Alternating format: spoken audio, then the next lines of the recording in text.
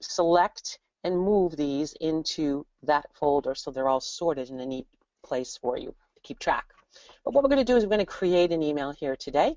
So I'll click the big button there to create an email. Here you're going to come to the page where your templates are located. Now, there's over 400 different layouts of templates in here, and you can sort them all sorts of ways. You can see from themes and different types like announcements and business letters, and there are nonprofit emails in here as well.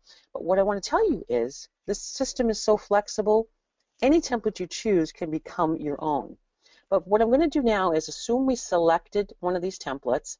I want to go back to the home page because I saved some of the nonprofit ones that I want you to see that I'll then build off of and teach from. So here's 3 of the ones that I chose. I'm going to click the first one. This would be for a donation email that you would want to go out, and I just put DonorPro's logo on top there.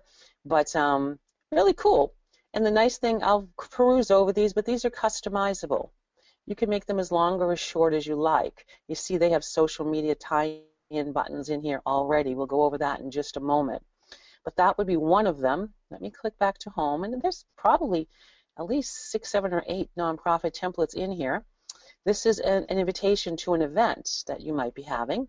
You can customize. In this particular case, it's a walk for awareness. But you have the location, the where, the when, how to donate, all laid out for you. And all of your branding, your colors, your logos, I'll show you how you can make this really your own as well. Take a look at one more.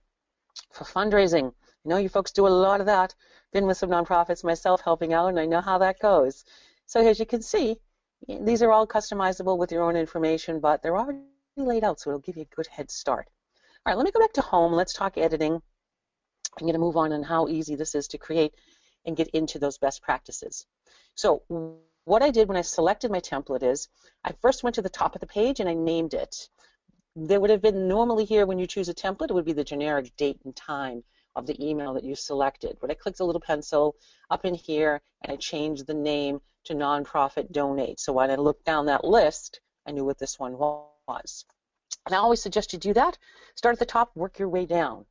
The other reason I always suggest you start at the top and you work your way down is because this is a block that I call the most important part of your entire email. It's what we call the header options block.